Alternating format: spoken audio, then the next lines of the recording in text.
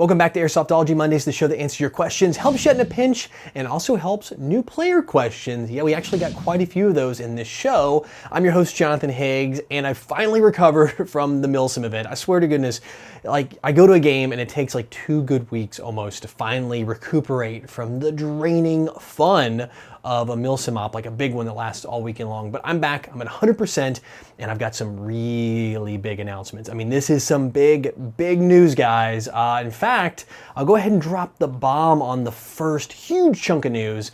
The studio's changing. In fact, you're not going to be seeing this after 2 more episodes, I think. You'll have 2 more episodes of Mondays.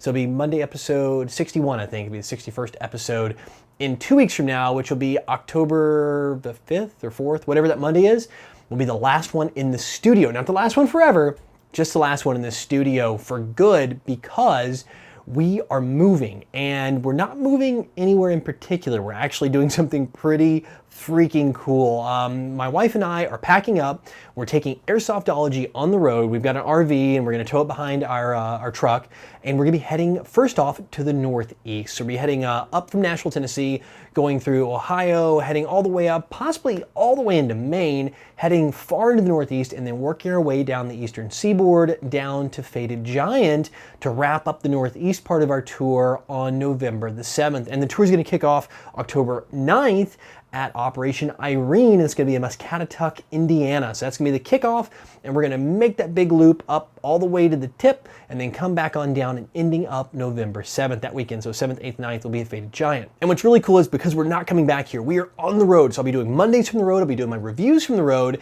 and publishing gameplay at all the places we stop. Of course, big Milsim events are on the books here coming up. So if you guys have been waiting, I know you've been waiting so patiently and I keep dragging it out. I know I'm a terrible human being.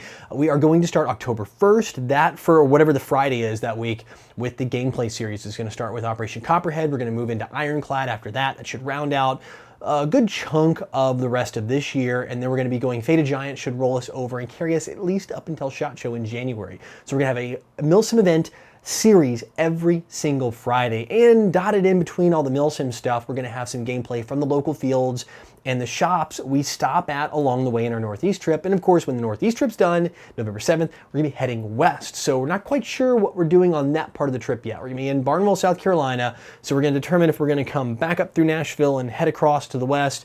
We're gonna go down over through the Panhandle of Florida, Louisiana. We're not sure yet. So stay tuned on that. If you guys have a place you'd like us to go, put it in the comments. I know we'll be heading, because it's late in the year, we're not gonna probably head to the northern part. We're probably gonna take the southern part of the US, heading west. So it'll be somewhere in that band. So think Oklahoma to Texas, kind of that band as we move over for the second half. But again, we got a little while until that happens. And to round it out, before we get into your questions, we are doing the contest. It's been a couple weeks since I did a contest, and I've been cleaning up the studio in the office. In fact, I usually say it looks like a wreck.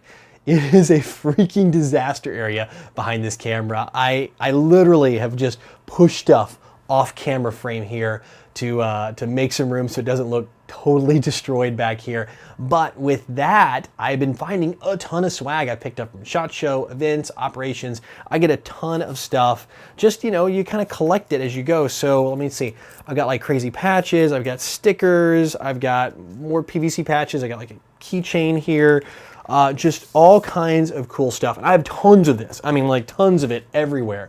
So what I'm gonna start doing is making little care packages for giveaways for you guys in between the weeks when we have big giveaways. We'll have these great little care packages full of stickers, patches, all kinds of like swag and stuff that I picked up for my travels from all the big manufacturers and the retailers out there. And if you guys wanna get signed up for the contest, it's simple. If you've already done it, you're already in, so don't worry about it. All you gotta do is head over to airsoftology.com/contests and sign up. In fact, I'll show you what the page is going to look like. It's going to look like this right here that says sign up. You'll hit airsoftology.com/contest. This will pop up as a big pop-up, take over your whole screen, put your email address in the box, hit the submit button, and you are in the running for this contest and all future contests. So make sure if you haven't already, sign up for the Airsoftology mailing list at airsoftology.com/contests. But enough of the contests, the huge announcements, and all the things I've been blowing your mind with. It's time for what you're really here for, and that is your questions. 11-0 Blitzo 11 writes, hey, thinking of getting into airsoft coming from paintball, what are the average ranges of pistols and assault rifles and sniper rifles in airsoft?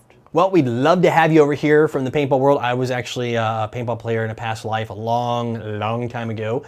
The biggest difference is the range. Obviously, that's what a lot of paintball players switching over are used to seeing, a certain range with paintballs because there's not hop up and things like that. So in Airsoft, usually pistols, you're gonna have effective range and max range. So effective is, can I point it and hit the target? So if I see you and I can put the sights on you or a pistol, whatever, and pull the trigger, is there a good chance if you're standing still, am I gonna hit you? That's what I call effective range.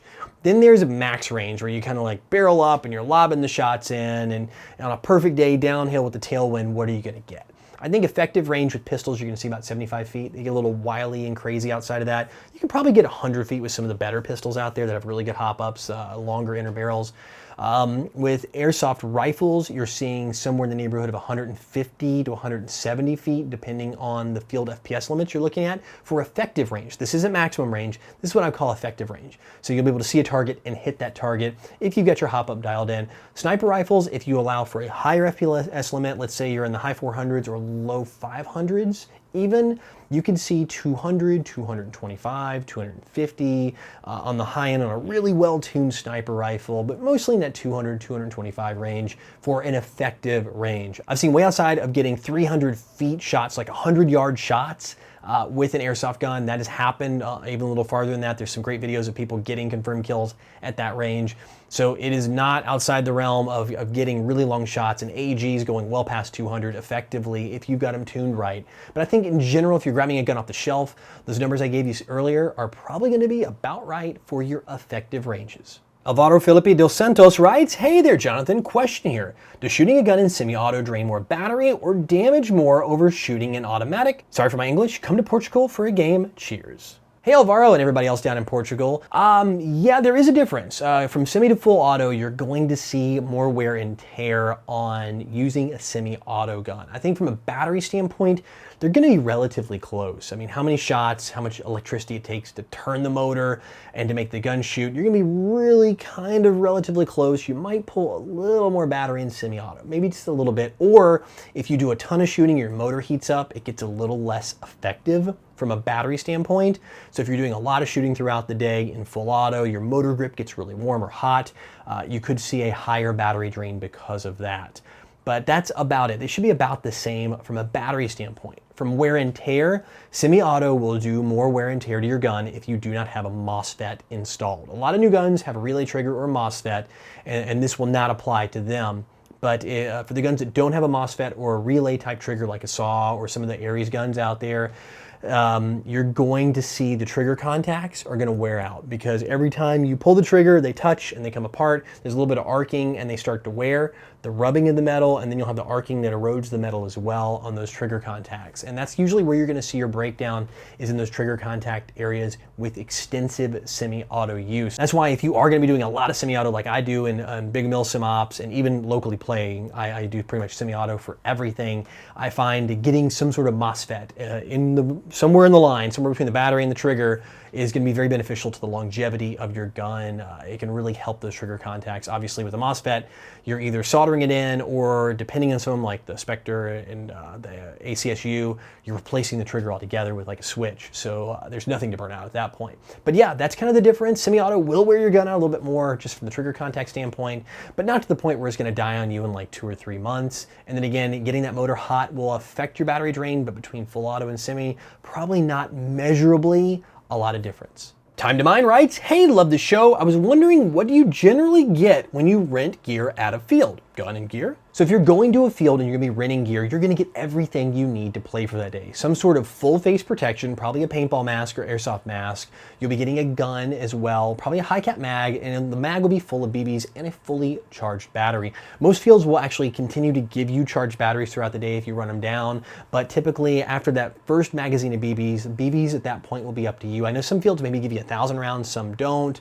It depends on the package, how much you're paying for it, but you will have everything you need to get out there. Now, keep in mind you're gonna have 1 magazine, so you're gonna have to kind of conserve your shots. Some fields actually let you rent additional magazines, which might be beneficial to have a second just in case you get a little heavy on the trigger, especially if it's your first time playing Airsoft. 325 Spoon writes, I've had my CM16 Raider for about 9 months now, but I'm a bit iffy on opening it up. How do I go about giving it some cleaning or a tune-up? Here's my combat machine gun. It's one of the new ones with the MOSFET in it. I actually got it right here. If you've had it for about 9 months, I would definitely recommend at least doing a barrel cleaning on your gun. It's something very important to get the gunk out, get the dirt, the debris, the oil that comes from the mech box and is transferred through the mech box into your barrel. To do that, a couple ways to do it. The simple way is to turn your hop up all the way off.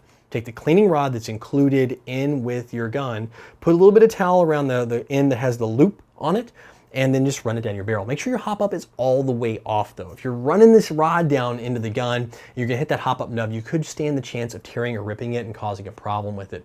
This can be the easiest thing you're gonna be doing, and in most guns at that point, that's probably all you're gonna need to do, unless you've shot like tens of thousands of rounds, then you may have some other maintenance things. But yeah, cleaning the barrel is gonna be your first and foremost thing to do. Also, when you're done cleaning the barrel, maybe worth taking a peek in the hop-up chamber in here, make sure there's no gunk or debris, using that end to kind of go in this way and clean a little bit out, just to make sure everything's kind of smooth. This is your biggest deal.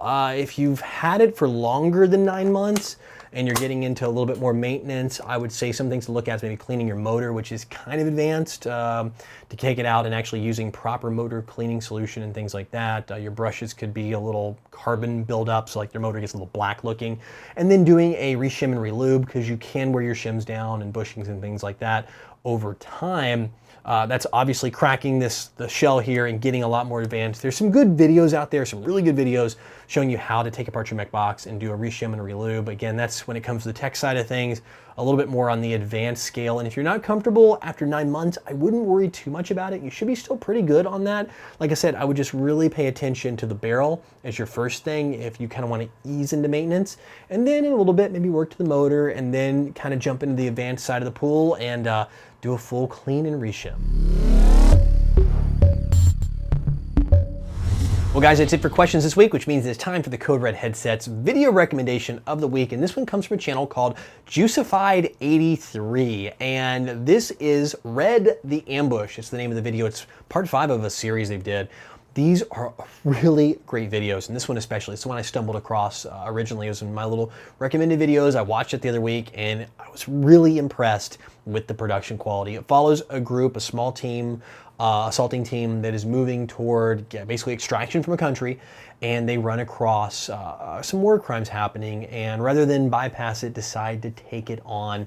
Very well produced, very well shot. I can't say enough about how entertaining this video was, and it's a little on the longer side, but I still enjoyed watching every second of it. And it's projects like this that blow my mind. I wish I had the time and the effort and the group of people to put together something like this, because I do understand the hours and hours and hours of work that go into creating something as cool as this. And it's really hard in editing to be entertaining. I mean, it's so easy to put up something and it seems interesting for me and it's boring for all you guys, but to put something out like this that's truly creative and truly entertaining all the way through, end to end, is fantastic. So if you guys want to watch something that's pretty cool, kind of a little live action, you know, kind of battle footage using airsoft guns and stuff like that, but, you know, taken along the lines of real war, so it's going to be kind of a simulation thing, check out Red the Ambush by Juicified83, and I have a link to the channel and the video in the description below. Well guys, that's it for this episode of Airsoftology Mondays. As always, thank you guys for being here. If you want to get your question on the show, it's simple. Put it in the comments, vote up your favorite, and be persistent. I know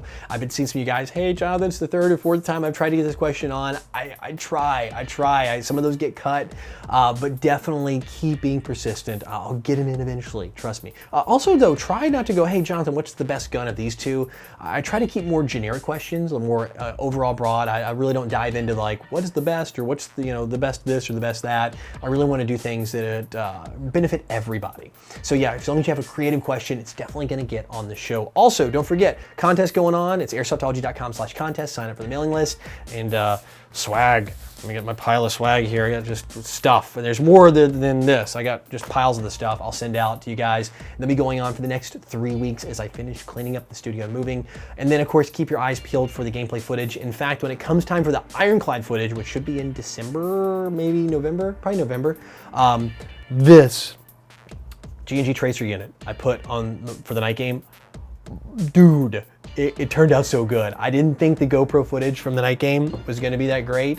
but it turned out fantastic. I know I'm teasing you about something that's a long way off. I might try to do a little snippet for you guys and put up on the channel or something here, just to give you a little tease of the night game with tracers. But again, I'll see you guys next week. But until then, go out, play some Airsoft, have some fun. But no matter what you do, call your freaking hits.